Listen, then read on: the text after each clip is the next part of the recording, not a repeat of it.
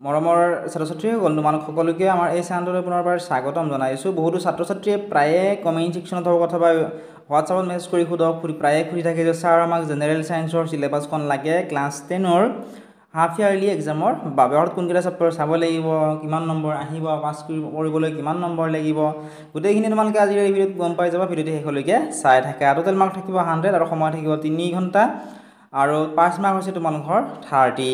থিয়ৰিত তোমালোকৰ থাকিব 90 মাৰ্ক, অৰ্থাৎ কিতাপখনৰ পৰা 90 মাৰ্ক আহিব। ইণ্টাৰনেশ্যনেলত 10 মাৰ্ক থাকিব। 5 মাৰ্ক ইন ৰিটেন এক্সামিনেশ্যন, অৰ্থাৎ থিয়ৰিত তোমালোকে কিমান পাব লাগিব, থিয়ৰিত তোমালোকে পাব লাগিব 27 প্লাছ ইণ্টাৰনেশ্যনেলত তোমালোকে 3 মাৰ্ক পাব লাগিব। টোটেল যদি 30 পোৱা তোমালোকে পাছ কৰিবা। এতিয়া আমি চাওঁ আহা কোনকেইটা চেপ্টাৰ তোমালোকে হাফ ইয়াৰলিৰ কাৰণে চাব লাগিব আৰু কোনকেইটা চেপ্টাৰ তোমালোকে হাফ ইয়াৰলিৰ কাৰণে চাব নালাগে। কেমিকেল ৰিয়েকশ্যন এণ্ড ইকুৱেশ্যন তোমালোকে চাব লাগিব হাফ ইয়াৰলিৰ কাৰণে, এইটো তোমালোকৰ বাবে ইম্পৰ্টেণ্ট হয়। এচিড বেচিছ এণ্ড চল্টছ এইটো তোমালোকে চাব নালাগে, এচিড খাৰ আৰু লৱণ। মেটেলছ এণ্ড নন মেটেলছ তোমালোকে হাফ ইয়াৰলিৰ কাৰণে চাব নালাগে। কাৰ্বনছ এণ্ড ইটছ কম্পাউণ্ডছ এইটো চাব নালাগে তোমালোকে। পিৰিয়ডিক ক্লাছিফিকেশ্যন অফ এলিমেণ্টছ এইটো তোমালোকে হাফ ইয়াৰলিৰ কাৰণে চাব লাগিব।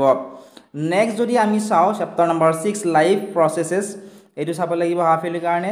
কণ্ট্ৰল এণ্ড কোঅৰ্ডিনেশ্যন এইটো তোমালোকে হাফ ইয়াৰলিৰ কাৰণে চাব লাগিব। হাউ ডু অৰ্গেনিজমছ ৰিপ্ৰডিউচ এইটো তোমালোকে হাফ ইয়াৰলিৰ কাৰণে চাব নালাগে।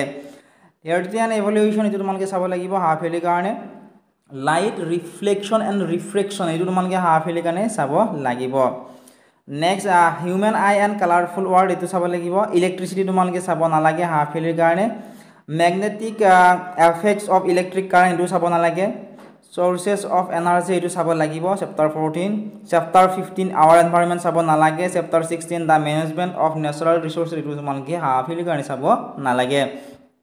লগতে প্ৰায়ে ছাত্ৰ-ছাত্ৰীসকলে এটা কমেণ্ট কুৱেশ্যন সুধি থাকে যে ছাৰ আমাৰ কোনটো পথৰ পৰা কিমান নম্বৰ আহিব আমাক কৈ দিব লাগে। এতিয়া চোৱা কোনটো পথৰ পৰা কিমান নম্বৰ আহিব অফিচিয়েলি কোনো ইয়াতে উল্লেখ কৰা হোৱা নাই, কেৱল লিখিছে যে questions from its unit lesson will carry 2 to 15 marks.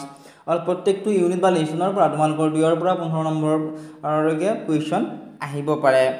Next ইয়াতে যদি তোমালোকে চোৱা এক্সপেৰিমেণ্টেল এক্টিভিটিজ প্ৰেক্টিকেলছ এণ্ড ইণ্টাৰনেশ্যনেলৰ বিষয়ে কিছু কথা ইয়াত উল্লেখ কৰিছে, এইখিনি তোমালোকে চাই ল'বা। অথবা তোমালোকৰ সন্মানীয় ছাৰ বাইদেউসকলক স্কুলৰ তোমালোকে তেওঁলোকক সুধিবা, তেওঁলোকে তোমালোক প্ৰেক্টিকেল কি কৰিব লাগিব গোটেইখিনি ইয়াত তাত তোমালোকক কৈ দিব। কাৰণ ইয়াত যদি কৈ দিয়া হয় ইয়াৰ পৰা হয়তো অলপমান চেঞ্জ কৰি দিবও পাৰে। ঠিক আছে, আশা কৰিছোঁ তোমালোকে ভিডিঅ'টোৰ পৰা অলপমান হ'লেও উপকৃত হ'লা। PDF বিলাক তোমালোকে আমাৰ এপত পাবা। যিসকল ছাত্ৰ-ছাত্ৰী এপটো ডাউনলোড কৰি লোৱা নাই এতিয়া ডিছক্ৰিপশ্যনত দিয়া লিংকত ক্লিক কৰি এপটো ডাউনলোড কৰি ল'বলৈ নাপাহৰিবা। চেনেলটো যদি ছাবস্ক্ৰাইব কৰা নাই ছাবস্ক্ৰাইব কৰি দিবা।